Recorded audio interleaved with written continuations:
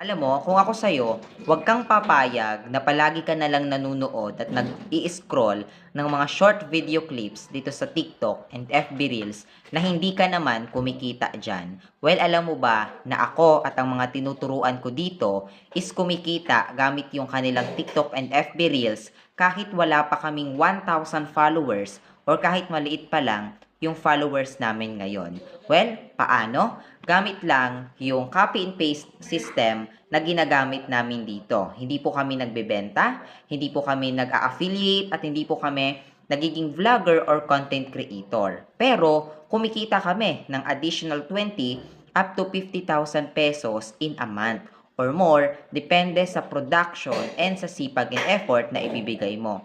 Well, dito, pwede mo po itong i-part-time for 2 to 3 hours only kung may work ka. And pwede mo rin po pala itong i-full-time katulad ko. Ginagawa ko pong full-time ang